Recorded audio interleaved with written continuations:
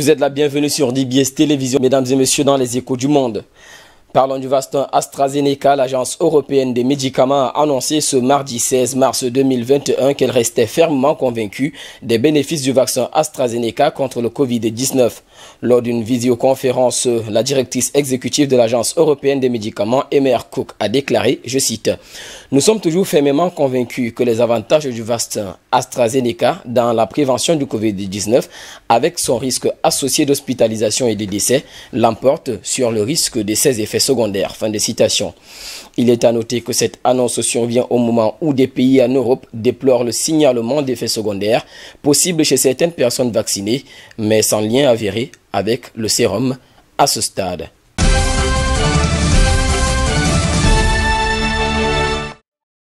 Aux États-Unis, 3 fusillades distinctes ayant fait au moins 8 morts, dont 6 femmes d'origine asiatique, sont survenues le mardi 16 mars 2021 dans 3 salons de massage dans la banlieue d'Atlanta.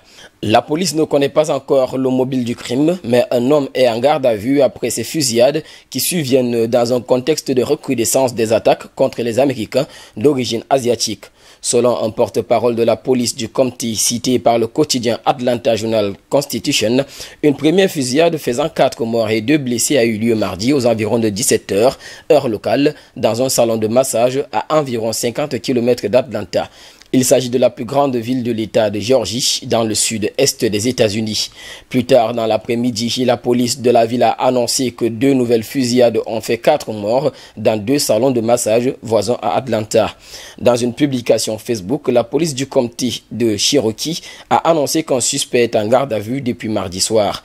Âgé de 21 ans, Robert Aaron Long serait impliqué dans les 3 événements après examen des images de vidéosurveillance. C'est ce qu'a affirmé un porte-parole de la police du County à Atlanta, Journal-Constitution. Il aurait été arrêté à plus de 240 km au sud d'Atlanta. Rappelons que plus de 2800 actes racistes discriminatoires, parfois non physiques, visant des Américains d'origine asiatique, ont été dénoncés en ligne à travers les États-Unis entre mars et décembre. C'est ce que révèle l'association Stop AAPI Hate.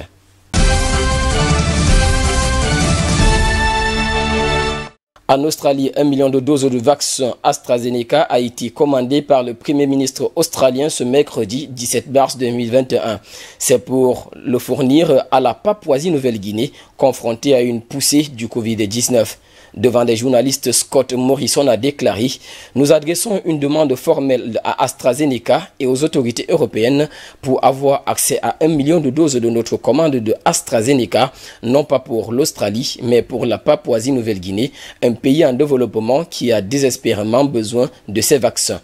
Nous avons signé un contrat pour ces doses, nous les avons payées et nous voulons voir ces vaccins arriver ici pour pouvoir soutenir notre plus proche voisin, la Papouasie-Nouvelle-Guinée, à faire face à ses besoins en vaccins contre Covid-19, a-t-il ajouté.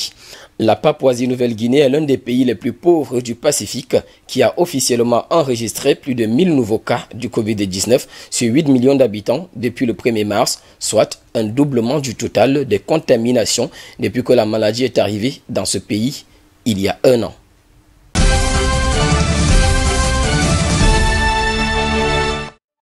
Au Liban, plusieurs manifestations sont survenues ce mardi 15 mars dans des artères de la capitale, Beyrouth.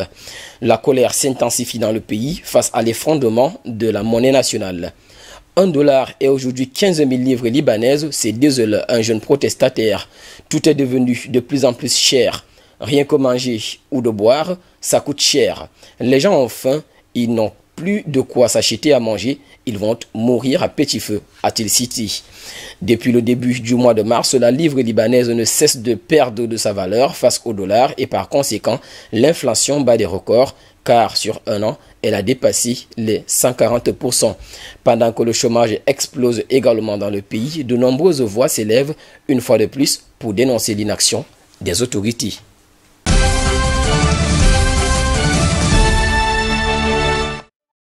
Et pour finir, en France, 2 semaines après avoir été condamné à de la prison, 3 ans, dont 2 ans avec sursis, pour corruption et trafic d'influence, Dans l'affaire dite des écoutes, l'ex-président français Nicolas Sarkozy est de nouveau face à la justice.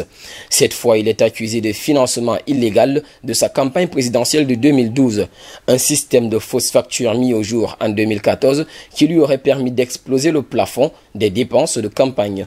Les enquêteurs estiment que le total des dépenses liées à la campagne de Sarkozy aurait atteint 40 millions d'euros, soit 2 fois le plafond autorisé de 22,5 millions d'euros en 2012. L'ancien président encourt 1 an d'emprisonnement et 3 750 euros d'amende, mais le procès a de très fortes chances d'être renvoyé en raison de l'hospitalisation de son avocat ou alors de l'avocat de Jérôme Lavrileux. C'est sur cette note d'actualité que nous mettons terme à cette autre édition des Échos du Monde sur DBS Télévision, mesdames et messieurs, en compagnie de nos programmes et en vous rappelant de sortir couverts. Nous vous souhaitons de passer une agréable soirée.